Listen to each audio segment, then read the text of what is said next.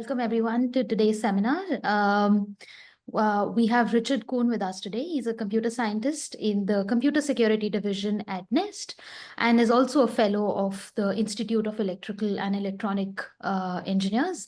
He co-developed the role-based access model that is the dominant form of access control used today. His current research focuses on combinatorial methods for assured autonomy and hardware security. He has authored 3 books and more than 200 conference and journal publications on cybersecurity, software failure, and software verification. Welcome, Rick, and feel free to start whenever you're ready. Okay, thank you. And so I'm going to turn off my camera right now and then get started. Okay, so as the title says, we want to talk about assured autonomy. Now, this is work that developed out of our computer security division, but the application of this work, of course, is broader than security, and the methods that I'll talk about are quite a bit broader than security. Safety and any high assurance need is the kind of thing that tends to be appropriate for this combinatorial test methods. And so just a quick outline. I'm going to do a quick background on combinatorial test methods. I know probably most people are familiar with some aspects of this work, the very basic sort of pairwise testing and others, but we'll go over that quickly just to illustrate what it is. And then get into why conventional test methods don't work so well for a lot of autonomous systems or most autonomous systems. And then how we can apply these combinatorial test methods. And what we are going to look at in particular is using these as a measure of the degree to which the input space has been covered appropriately. In other words, you need to be sure that the input space used in training, in the training data for a model, is a very close reflection of the environment where the AI or machine learning system or autonomous system will be used. And there are 2 aspects that we want to talk about in particular. And a lot of this talk I've given before, but probably almost half of what I'll present today is new, just work that has been done in the past year or 2. So we'll talk about 2 aspects of that. And also, explainable AI is a really interesting area, but it's also, we consider, very important for validation. If you can't explain or justify why a system has made a decision or classification, then it's kind of hard to consider any trust in it. So that's why explainable AI is really a part of this too. And then just last, to close it out, a little bit of maybe wild speculation on how we might use some of these methods with assurance of code that's generated by large language models.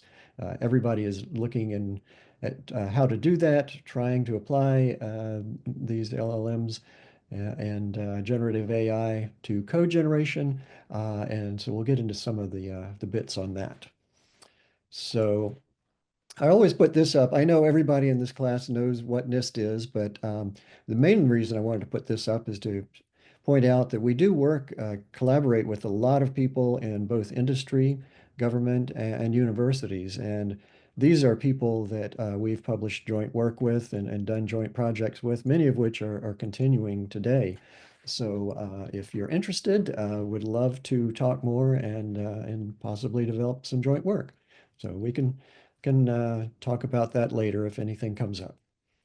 So where this originated was some work that we did quite a while ago, a little over 20 years ago, 25 years ago, looking at failures in 15 years worth of medical device data recalls and what caused the failures. So it wasn't a study looking at a particular type of testing. It was just looking at what causes failures in these systems.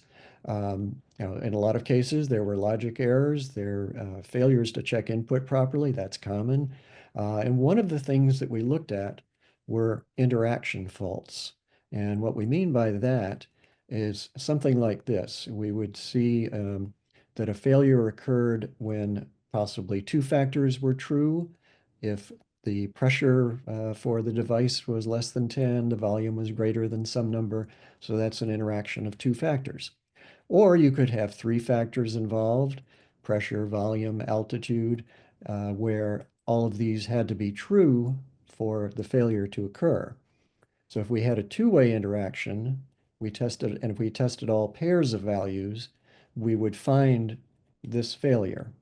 But we might not find this other failure because it requires three factors. You might by random chance, but since we don't know if we've covered all three factors that are possible, then we might not find it. So here's a few other examples here. This is from the National Vulnerability Database, which NIST has been maintaining for many, many years, records all publicly available vulnerabilities.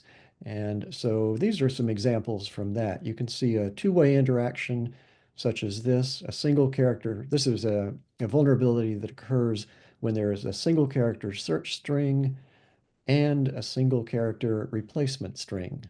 So that's two factors, right? And then here we might have one where this factor is true, register globals enabled, whatever that is, magic quotes disabled, and if you had two dots in the page parameter. So again, just different numbers of factors. Now, the interesting thing is that these interaction faults have a fairly common distribution across a wide variety of application domains. And so we did a lot of studies, and others have worked on these as well. This is combining some of these studies. So what this shows is across the x-axis, we have the number of factors involved in a failure. So we talked about a single factor or two factors or three factors. So these are the number of factors involved. And then this is the cumulative proportion of faults that are triggered by a particular number of factors. But what you see here is this is really interesting. There's a lot of variation in the proportion of failures caused by a single factor, anywhere from less than 10 up to about 2/3. And there's a lot of decrease in this distribution as we increase the number of factors. And what we can notice also is that if we look at these lines here, this first one, this was the medical device data, actually. So these are devices used by maybe thousands of users or tens of thousands or so. This blue line here was a database management system, first time testing. So that's an interesting finding, a little bit disturbing that the first time testing this database had a better fault profile than the medical devices. So what this is showing is again, the number of factors involved in triggering a failure. So where we have systems that are very heavily used, such as this bottom line here, is the Apache server. So used by hundreds of millions, maybe billions of people every day. So it's hard to find those failures. These failures have been shaken out as the system is used heavily. And you can see a pretty natural progression. The very heavily used applications are at this level because the failures have been shaken out. The simple failures have been found.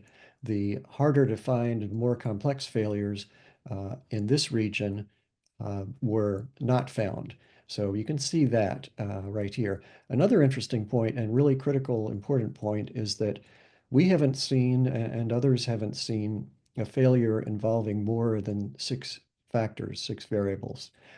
You can, of course, easily artificially produce a system that will only fail if it has a certain seven-factor condition true. But what we see in the real world empirically is that no more than six. Now, I'm sure there are some involving seven or eight factors out there, but as we can see, these failures get very rare as the number of factors increase. So maybe there's seven or eight factors. Failures are just extremely hard to find.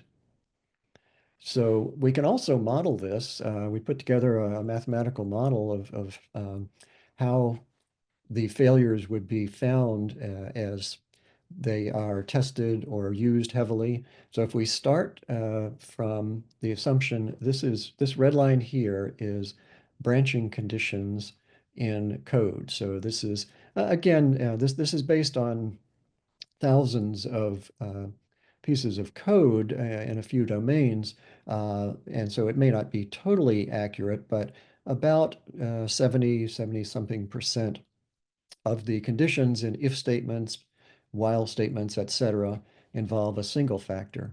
Or we could have two factors involved. If A is true and B is false, then do something. That might be two factors. So if we start from the distribution of conditions in branching statements, and then we apply tests or run the system, and we find them based proportionately on the number of runs, then we see something that looks like this. And as you can see, it reproduces the empirical data pretty nicely.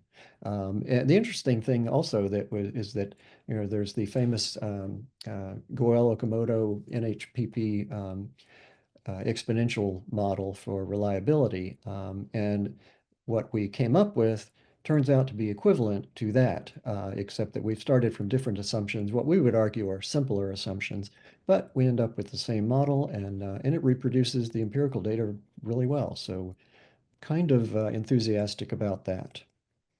Now, so what's important about this? Well, if we have a distribution of faults that are triggered by T or fewer variables. Again, if we have a large proportion triggered by two-way combinations, fewer by four-way combinations, then if we test all of those combinations, then we have something that we would consider pseudo-exhaustive or effectively exhaustive, we might say. And that gives us strong assurance. And of course, I don't have to tell you that, we can never exhaustively test all possible combinations. That's always been a problem, and it's always true, unless it's a really trivial toy program. But since we are able to test the combinations that matter, again, if we don't have any failures involving more than six factors, then if we test all six factor combinations, then we have very strong assurance. Now, again, this is within reason. The other thing that we have to consider is that, of course, we may have continuous variables, and we have to choose discrete values. We have to discretize those continuous variables to some small set of values. But software testing has developed methods for doing that for many, many decades. So that work is well developed on how to partition the input space. So it's very effective, not perfect, but it does work pretty nicely. So just a real quick example, because, oops, sorry. Wanted to look at this example. This is one everybody's familiar with. We have 10 yes or no checkboxes. So that means 10 effects, binary on or off. All possible combinations, of course, would be 2 to the 10th, 1,024 tests, but we're not going to be able to do that. But we can look at three-way combinations of these. And how would we do that? Well, if we have 10 variables and we choose them three at a time, then that's 10 choose 3, 120. And of course, we have three different possible settings for any three binary variables chosen. Obviously, 000, 001, etc. So 120 times 8, 960 combinations. So that's a lot. Each test, of course, exercises a lot of triples. Well, 120.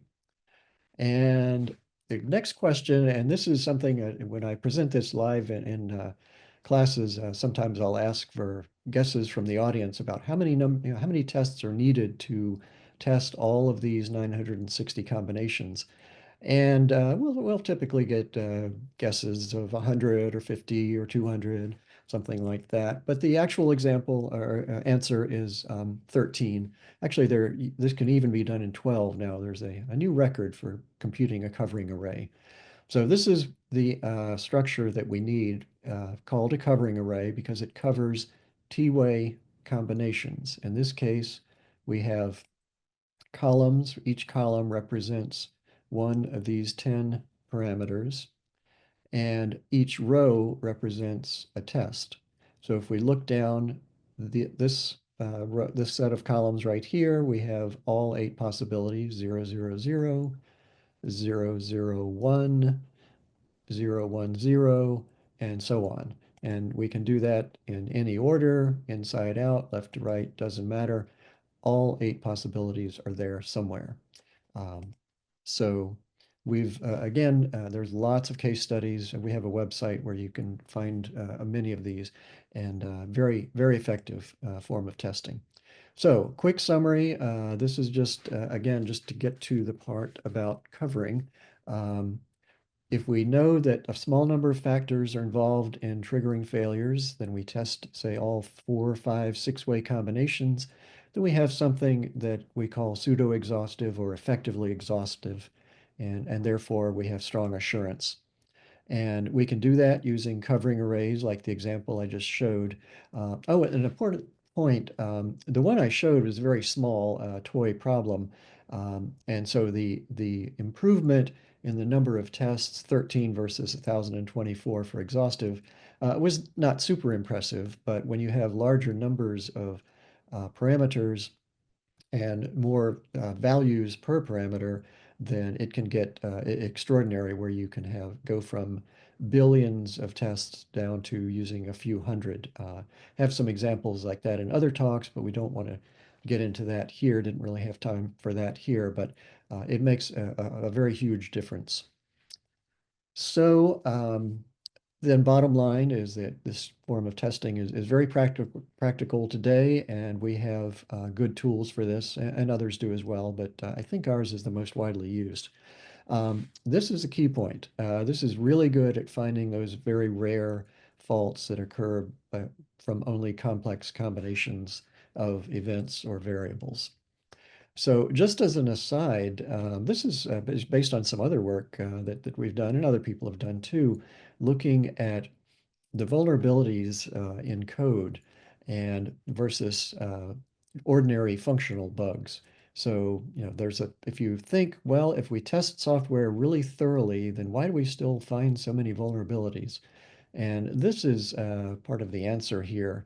Uh, Functional bugs account for something like this gray section here, and the ones that we're looking for in finding and getting out vulnerabilities is this little stripe here. Uh, Coding errors, design errors, we may not find, we can find it by testing, but the kinds that we're typically looking for with testing is this little bit here. So that's something, again, this form of testing is very effective for these rare cases, and we'll get into some uses of that in just a little while. Okay, so what does this have to do with autonomous systems? Well, we're going to look at combinations in a different way. This is some work done by the Defense Science Board, let's see, 2012, so more than a decade ago, looking at what it would take to thoroughly test and evaluate autonomous systems so that we can trust them. And these are the points they highlighted: the problem of enumerating all conditions and the non-determinism involved in these systems. And we need a way of measuring trust and also looking at how it interacts with the human user. But this is the key point, the problem with finding the conditions that cause problems in autonomous systems. And that's what we're going to get into. Another thing to point out here, high assurance is something that's really hard to do. For typical consumer software, this is, of course, varies from company to company and project to project, but these are the kind of numbers that you typically see. Half the cost is code development, half the cost is testing and verification. But for really critical software, it's quite a bit different, which is a good thing. I'm sure we're all more comfortable if we note that almost 90%, and in some cases, I've been told by people that are in the aviation industry, it can easily be more than 90% of the cost goes into testing and verification. So if we want really high assurance, it's really, really expensive. But the testing that we've talked about is one way to help with that, with reducing that cost. And then if we go into autonomous systems, then it gets even more difficult. And so why is that? Well, conventional, really critical high assurance software uses structural coverage, looking at conditions, branches, and paths through the code. For life critical aviation software, this is called modified condition decision coverage. It's a criterion that is basically stronger than branch coverage. Don't need to get into the details, but it involves paths through the code and assurance that those paths are covered. And that's where a lot of that 90% cost comes from. So this is the kind of thing, you've seen these diagrams, I'm sure, in other classes where we've got different forms of testing subsume others. The stronger tests are up here, all possible paths. That gets a little crazy, but modified condition decision coverage is around here, very strong form of testing. So the natural thought is, well, why don't we do autonomous system testing the same way as we do conventional high assurance, say aviation software, and so on. Um, but there is a problem with that because the code in many of the autonomous systems is going to be something like a neural net, where the code is the same, it's the inputs that matter. This is your typical, very trivial little example. Um, but the point here is, of course, we have many, many inputs, in this case, just three, but the behavior of the net changes based on the inputs. So we clearly need to look at the inputs and make sure that these are accurate and reflect the environment where it will be used. Now, there have been some efforts at measuring neuron coverage, which is the coverage of these paths through here. And they're interesting, but the results are mixed. It's not clear that this really is an effective way of providing trust and assurance of the software. The jury is still out, but there may be some value there. But we'd like to do something more. And so what we can do instead of an indirect measure of the path through the neural net, we can do something directly. We measure the input space and we look at the combinations in the input space and make sure that the AI system handles those correctly. So this is a nice little fun example here. Some psychologists, I think, trained rats to drive cars to find food. Um, but of course, they're going through a prescribed a maze to find their food, very limited. It gets a lot harder when you're outside of a constrained box with a few paths through it. So these are some real examples. You've probably seen some of these before. Famous example, camera failed to recognize a white truck against a bright sky. So two factors, the color of the truck, the color of the and brightness of the sky. And then we've got, here's another example. The sensors failed to pick up the street signs because of the angle of the car in the rain and the direction of the sun. Now, in this case, the crash was not because it was raining. It was not a slipperiness problem. It was because the rain caused some effect on the vision system for the car. But the point here is that there are three factors, one, two, three. So we need to look at combinations of conditions in testing to look at how we can be sure that we can trust these systems. So this is how we can do this. So this is going back to the coverage or the combination coverage that we talked about. Let's have an example here. Each of these is a parameter A, B, C, and D, binary. So we've got each row represents one row of input. So if we were using this for training something, then we would have these rows of input. And we can look at these, like if we have A and B, if we take those two those two parameters together, then we've covered 0, 0, 0, 1, and 1, 0. But we haven't covered 1, 1. Or we could look at other pairs of these, and putting all that together, we can see this over here. We've looked at these two at a time, and for these pairs, AB, AC, and AD, we've covered 3 of the 4 possibilities. For BC, we've got 0, 0, and 1, 1. That's it. So we've only covered half of those. So putting all that together, we can actually, this is kind of fun, we can just take this list and we can sort it and then rotate it, and then we get a very nice physical graph right here, just stacking these things up, and we have a nice little step graph.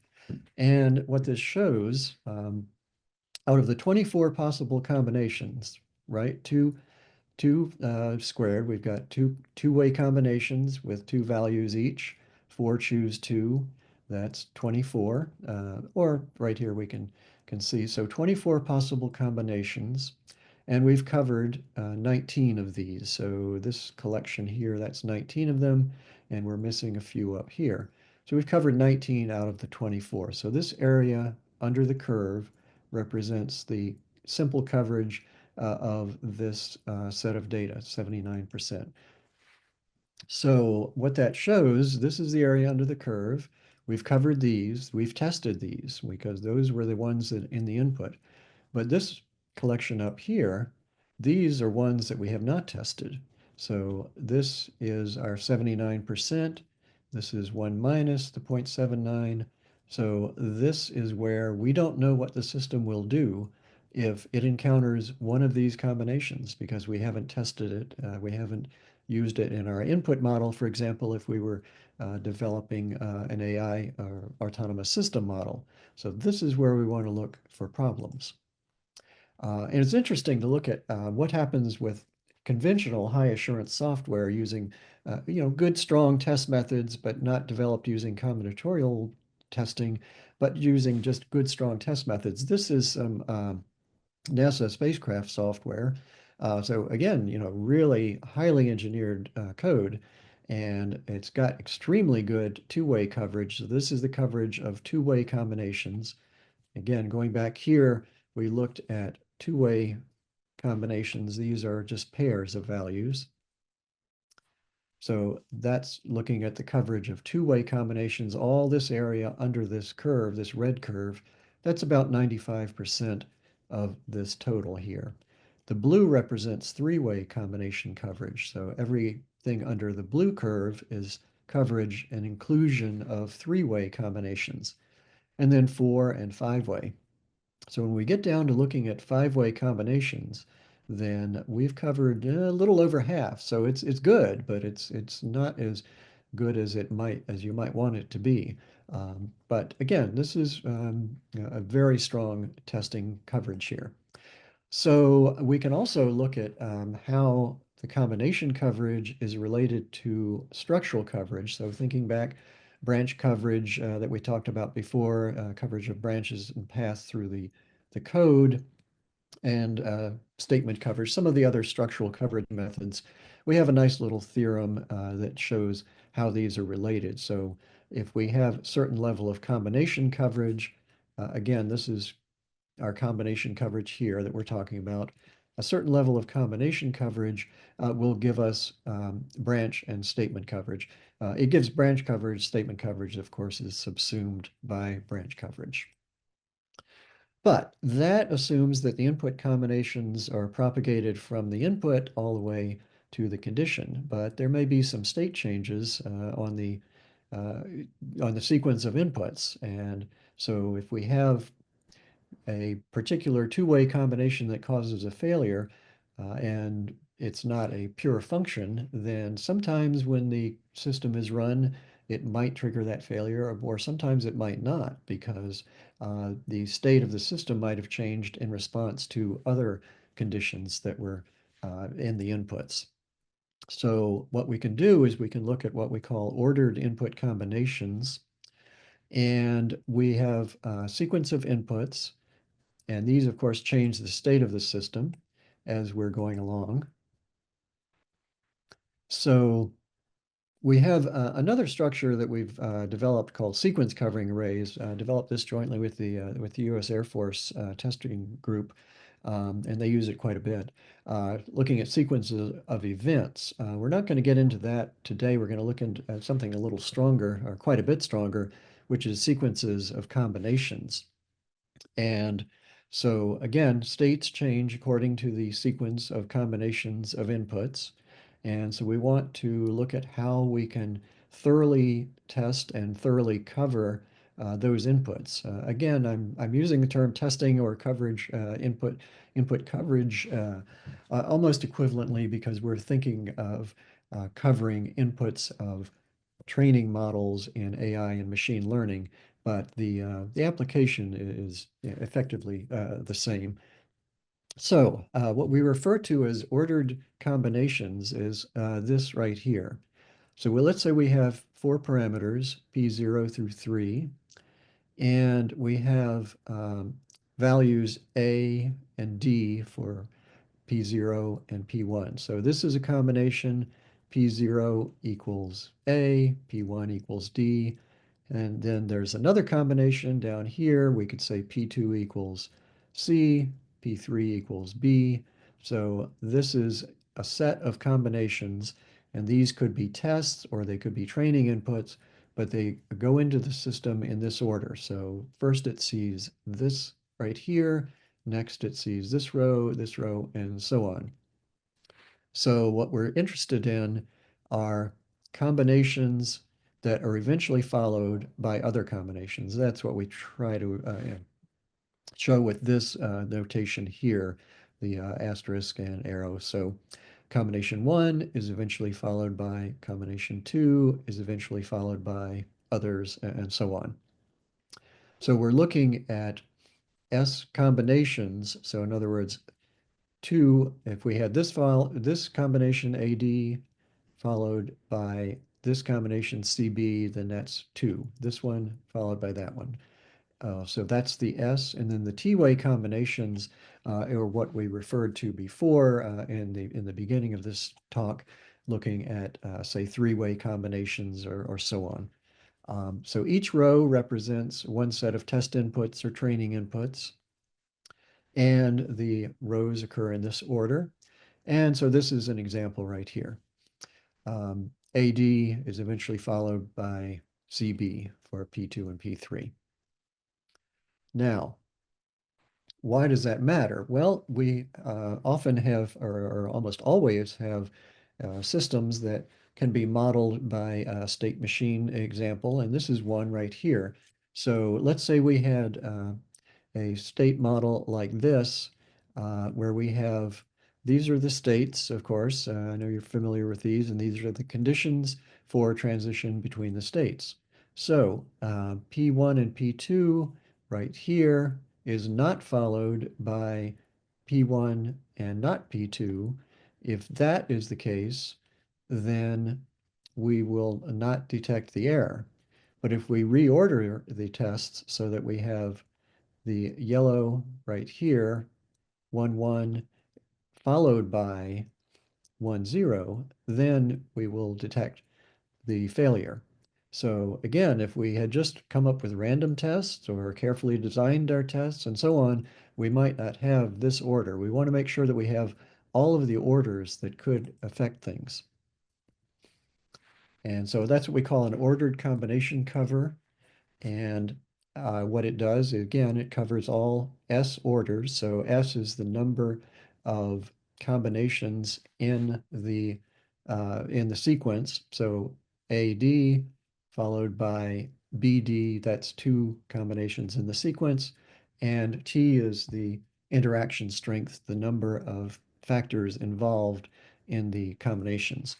So this produces a nice, unfortunately, kind of large number of tests or inputs, but that's okay. We can do this practically, as we'll show in just a minute. And so how can we generate something that covers all of these combinations? Again, we want to make sure that we've covered everything. We can't afford to miss anything. And it turns out, as an interesting theorem we've proven that is actually kind of a simple solution. All we have to do is make a T-way covering array. That goes back to what I was talking about in the very beginning of the talk. That covering array, for example, with the 10 parameters, 13 rows. We make a T-way covering array. We write S copies of it, and that will clearly solve the problem. But it turns out that that's the minimum number of um, tests that are needed to solve the problem. So it's an if and only if condition. That's the sort of the interesting thing about the result here. So that's very effective for covering finite state machines designs. But then we could think, oh, well, we were talking about just eventually following one combination with another. So what happens if the combinations have to be right next to each other to trigger the failure?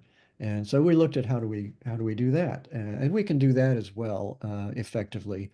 Um, and it creates a pretty large number of inputs or test rows, but we know how to do it effectively. So this is the difference. We've got the first is the ordered combinations we talked about. C1 is eventually followed by C2, whereas if they're adjacent, we're saying C1 is immediately followed by C2. And so this is effectively the previous type of array with the constraint that the rows have to be adjacent. And we want to be able to produce this order such that we can be sure that we follow all combinations immediately with all other combinations of T-way values. And it can be done with what's called a De Bruin sequence. I'm sure you've encountered this before. Um, it's very simple actually when you think about it, but has a lot of really interesting properties. Um, so it's basically a sequence that includes every n length permutation of k symbols. So if we take the symbols in our set S, take them k at a time, then we've covered every length. I'm sorry, n at a time. Then we've covered every two-way permutation in this example. And as I've noted here, I bet every hacker on the planet has invented this independently at some point because it's an obvious way to crack a key code like this one, where you've got to press keys in a certain order to find the key code that will open the door. And if you use this De Bruin sequence, then you can reduce the number by, in this case, 5 because there are 5 keys here. So it's an interesting thing, and we can use that to generate adjacent covering arrays. So what we do is we first generate a regular covering array, and then we number the rows, and then we generate a De Bruin sequence of these indexes. And then we get then we can order them or order the test rows, which I'll show in a minute, results in this number of tests or rows or input rows. So we can do it as a practical matter. It's really not hard. This is the covering array. Again, this covering array would be like that set of 13 tests with the 10 variables that I showed up front. Just put them in some order, doesn't matter. Um, and then we take these row numbers. So these are the number of the test or input row. Generate this into the De Bruin sequence, which produces this right here. And then we rotate that thing vertically, and then we just take row 1, we write row 1 right there, right next to it, write it again, then write row 2, and so on. So very simple way to do it, but very effective for covering those combination sequences. This is how this could be used. This is, of course, a made-up example based on it's based on a real example, but it's a made-up application of this. You're probably familiar in the history of some of the test and assurance and failures. We have this radiation therapy machine that failed under a certain set of conditions that only if this one condition happened, the X-ray beam was selected, and then somebody changed it to another kind of beam too quickly without waiting enough time between selections. And so we can model this as a state machine. So if we don't need to go into the details here. I don't want to run out of time because we've got a little bit more here. If we model these parameters, we've got the minimum time between options and so on. And then we have an error that only occurs if the test has this sequence.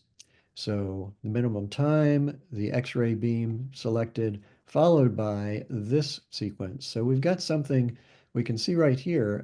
This is the kind of thing we were just looking at with the sequence, the ordered combination coverage rather.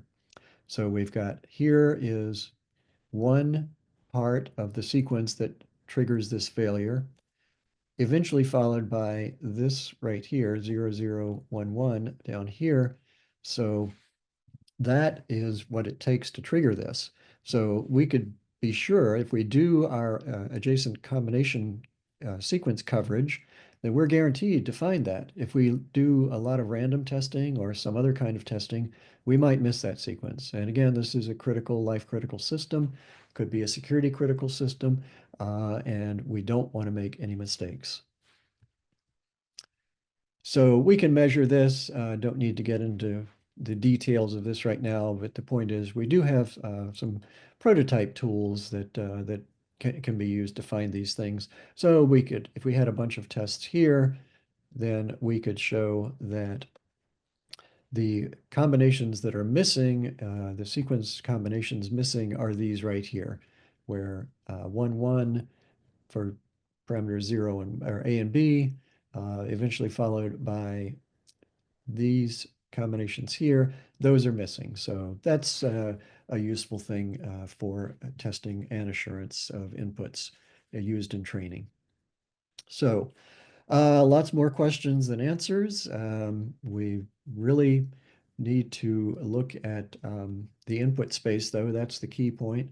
And we also want to look at the interaction of these systems with humans, but that would be a separate project. But again, we can do this using these tools that we've talked about.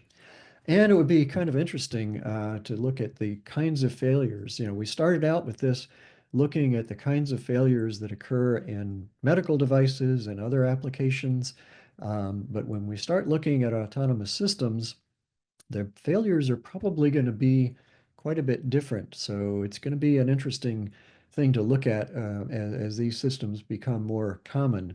We want to look at how failures occur, the number of factors involved, the distribution of these failures in autonomous systems. It might look different from the that graph that I showed in the beginning, or it might be very similar. I think it's going to be pretty similar, but who knows? We need to look at that. We need some empirical data to look at. So one more point, explainability. Again, if we want to trust an application, then we need to be able to explain or at least justify the decision that the AI or machine learning system has made. And we can do this using some of the ideas we just presented. So what we would say, we would claim that this is a necessary, but obviously not sufficient condition for trusting these systems. But again, if we want to trust the AI system, we better be able to explain or at least justify the decision that it has made. So this is one way we might do that. This is from a DARPA a solicitation right here. So the DARPA wanted people to provide explainability, and they want something that looks like this. This is a cat because it has certain features, and you can say why it is and why it's not, and so on and so forth. So the way we might look at this using combinations is something like this. We have a large proportion of animals in this case that are not the cat. These are the blue ones right here. And maybe we have this yellow batch here. These are the cats. And then this orange one might be some individual cat. So certain combinations of features that some occur only in cats, some occur in both cats and non-cats, other animals right here. So again, we're looking at combinations of features. For example, whether they're venomous or aquatic, number of legs, and so on. Pretty simple. So this is how we can apply this. This is the University of Maryland mascot, in case you're wondering. Let's see. So how would we know if this is a reptile? So if we had a database of animals and it's a little bit hard to read here, but this says whether the animal has hair, feathers, lays eggs, airborne, aquatic, and so on. What we can do is look at the features and combinations of features. So if we wanted to be able to explain or justify why this critter is considered a reptile, if we look at single factors, we don't have anything to go on because 79% of the animals in this database do not have feathers, so if we just say, well, it has no feathers, so it's a reptile, that doesn't make any sense. Same thing with two-way combinations. If we start looking at things two at a time, then it gets a lot more specific. So if we look at the ones that have no teeth and have four legs, well, there's only 2% have that. But if we get to three-way combinations, then we have something like this. So we have a collection of cases right here where none of the other animals in this database have these combinations. So again, the reptile has these three-way combinations, aquatic, toothed, four legs, etc. And the other animals do not have these particular three-way combinations. So that's something that we could use to say to justify or explain why this animal is classified as a reptile. And then we could turn that into rules if we like. So again, if you think about AI and machine learning, say the decision trees or that sort of thing, this is producing something quite similar to that. There are other ways to do this, but this is a way that we can use things that are directly visible by the user, for example. And so this is how we would do that. We could take those combinations that occur only in the reptiles and put them in here, and then we have a set of rules or explanations that we would say. And we've tried this on other things. So here's an example where we have empty versus occupied rooms with a few sensors. So again, humidity and lighting. So we've got two-way combinations here. And the particular combination doesn't matter with these bins, but anyway, this particular combination would be rare because it's less than 1%, but it still doesn't fully explain why this is considered occupied. But if we go down to three-way combinations, then we have something like this. So we've got three factors with three values. And we know that empty rooms don't have this combination of values. So if we see that combination, we can say it's an empty room or it's an occupied room because the light is a certain level and the CO2 is a certain level and the humidity is a certain level and so on. We can apply this to medical data. That's kind of an interesting and valuable thing to do.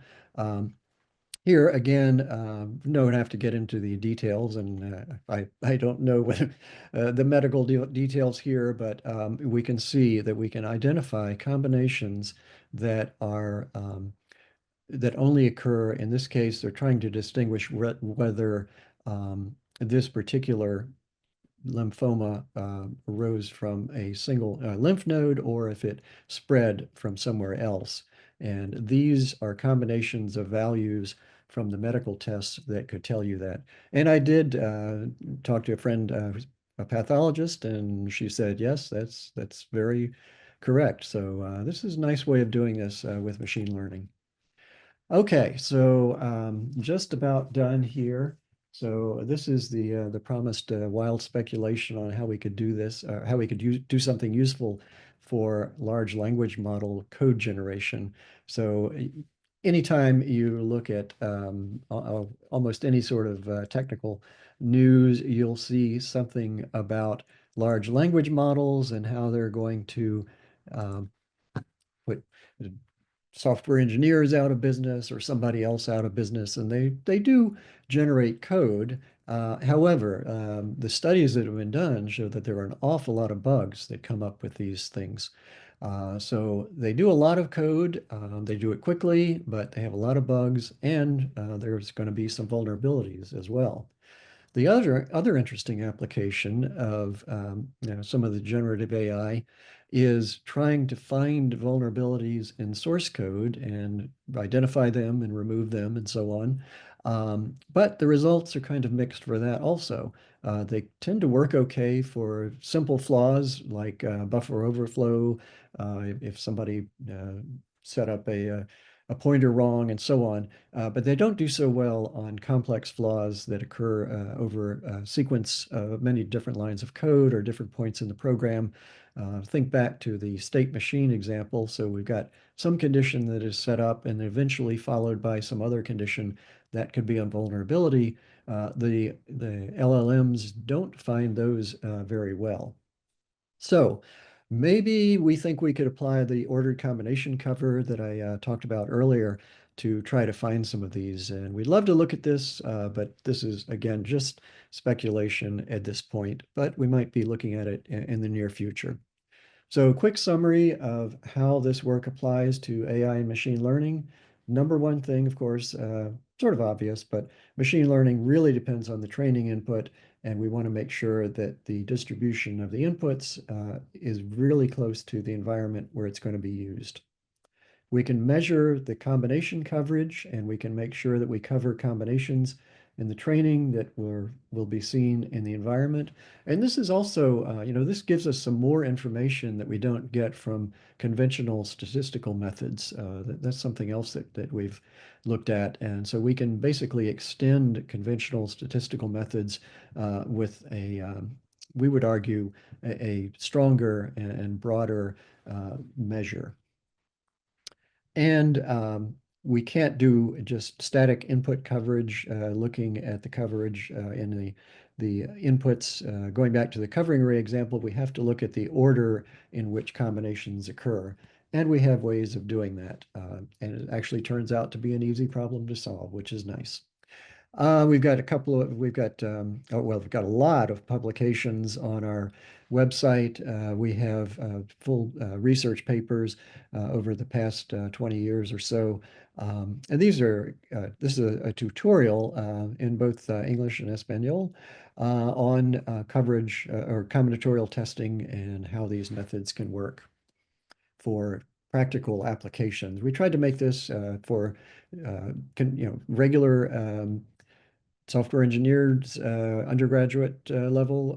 It's very, very instructive and very useful. This is the website. Feel free to check it out. Contact me or my colleagues if this looks interesting, and hope you find it useful. So now we can take questions. I've just got a few more minutes here. Thank you, Richard. That was great. Are there any questions from the audience? You can put them in the Q&A box. Yeah, let me get the chat box on here. Okay.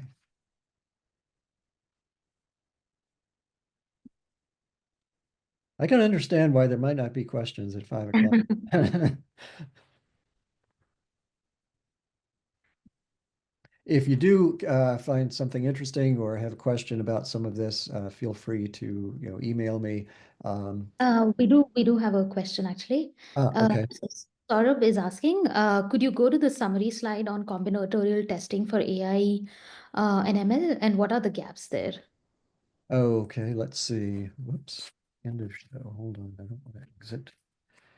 Sorry, let me see. Okay, just a minute.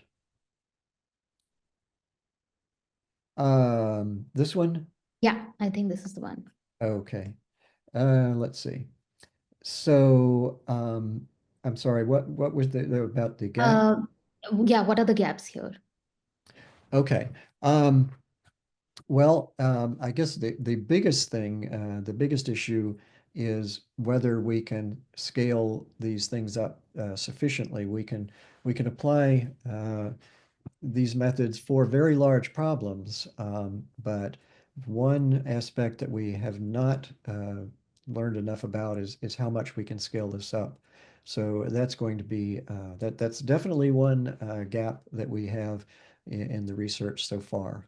That would be the primary one is scalability.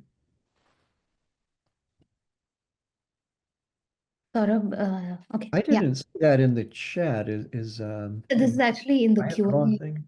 Q&A box. Okay. Oh, there's a separate Q&A. Yeah, that's fine. I can read that. Okay, just read, yeah, if you can read, that's great. Thank you. No, just yeah, Saurabh says thanks. Okay. Are there any more questions from the audience? Okay, that's Yeah. good. By the way, we do think that we do believe we can scale this up quite well. Just to point that out. I mean, I would consider it a gap because we have not had time, resources to study it, but we believe it is possible. I see. Good. Okay, awesome. If there are no more questions, then thank you for the great talk again, Richard. Yes, You're welcome. thank you again. We Okay. appreciate it. Thank you. Enjoyed it. Thanks All a right. lot, Rick. Bye-bye. Take care. Okay. Yeah. Bye.